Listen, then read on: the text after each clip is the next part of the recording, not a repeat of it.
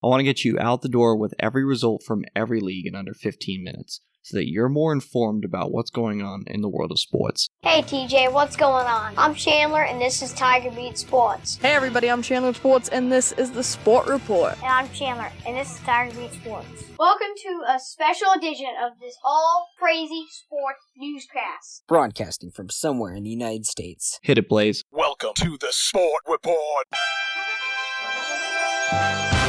Tuesday, May 28th, 2019. Hey everybody, I'm Chandler with Sports, and this is the Sport Report. It's time to get you caught up on what's happening in the world of sports. This is Top of the Order. In a year that has been so improbable, the impossible has happened. This is Top of the Order. Our top story comes from Boston, where the Boston Bruins defeated the St. Louis Blues 4-2 in Game 1 of the Stanley Cup Final. The Bruins trailed 2-0 at home to the St. Louis Blues a minute into the second period before Connor Clifton got his first Stanley Cup Final goal, his second of this postseason, at 2:16 into the second period. Then it was Charlie McAvoy on a power play. Corrali added the third for Boston on a wrister 5:21 into the third period before Brad Marchand put an empty netter into the back of the net at 18:11 into the third period to seal the 4-2 victory for the Bruins. They will play Game 2 tomorrow night, Wednesday, May 29th, at the TD Garden in Boston, 8 p.m. Eastern on NBC-SN. There are no NBA games on. The NBA Finals between the Golden State Warriors and Toronto Raptors will begin on Thursday, May 30th in Toronto. That'll be Game 1. We'll have Sport Report NBA correspondent Braden Magnus on Thursday's episode to discuss the NBA playoffs and to preview the NBA Finals between the Warriors and the Raptors. With no other major news, we transition to Major League Baseball. Derek Jeter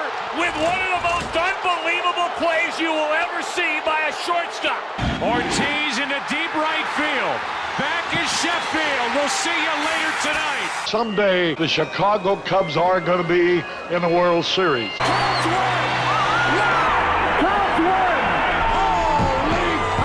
Now from Major League Baseball. There were 14 games on the Major League Baseball slate, but only 13 of them were finished. There were walk-off wins, there were large margin wins, but here's a stat. One team scored in double digits last night, and it was the Boston Red Sox who defeated the Cleveland Indians 12-5. Rick Porcello is 4-4 on the season for the Red Sox. Houston Astros 6, Chicago Cubs 5. The Cubs scored 2 in the top half of the ninth to try to get back into the game, but Houston ultimately won the game. Cole Hamels for the Cubs is now 4-1 on the season. It's his first loss of the year. Roberto Osuna gets his 14th save of the year for the Astros. And get this, Garrett Cole and Cole Hamels. Garrett Cole for the Houston Astros, Cole Hamels for the Chicago Cubs. They both have a 4.02 ERA now. Pretty incredible, huh? New York Yankees 5, San Diego Padres 2. Aroldis Chapman gets his 15th save on the year for the Yankees. Baltimore Orioles 5, Detroit Tigers 3. It's a battle between the worst team in baseball and the third worst team in baseball, and the worst team in baseball comes out on top. In a doubleheader, Pittsburgh Pirates 8, Cincinnati Reds 5. That was Game 1. Game 2, Cincinnati Reds 8, Pittsburgh Pirates 1. A flip of the script in that one between two NL Central rivals. Miami Marlins 3, Washington Nationals 2, Tampa Bay Rays 8, Toronto Blue Jays 3, Oakland Athletics 8, LA Angels 5, Milwaukee Brewers 5, Minnesota Twins 4, LA Dodgers 9, New York Mets 5. Clayton Kershaw is 5-0 on the season for the Dodgers, Los Dodgers, and has a 3.46 ERA. Finally, Seattle Mariners 6, Texas Rangers 2. Lance Lynn falls to 6-4 on the year for Texas. He now has a 4.66 ERA for the Rangers. Meanwhile, for the Mariners, Tommy Malone is now 1-1 on the year with a 3.38 ERA. These two pitchers were on separate teams last year like they were in this game. Lance Lynn played for the Twins, Tommy Malone for the A's. We said that 13 games finished. Well, the 14th game between the Kansas City Royals and Chicago White Sox was suspended in the bottom half of the fifth inning in Chicago. That game will be made up later today before they play the nightcap of the original game that was scheduled for today. So, to recap, 1-1, bottom of the fifth. White Sox will come to bat, and they will continue where they left off from yesterday's game. Finally, a sad story, sadly again, to end this edition of the Sport Report. It's the third edition in a row that we've ended on sad news. We do apologize for that, but we do need to mention it. Yesterday morning, morning, the news came across the wire that former Red Sox great Billy Buckner died at the age of 69. He was battling Lewy body dementia, and he passed away. Billy Buckner is known for the infamous moment where the ball went through his legs in the 1986 World Series Game 6. Down to their final strike, Mookie Wilson hit one up the first base line, and as Vin Scully says, little roller up along first,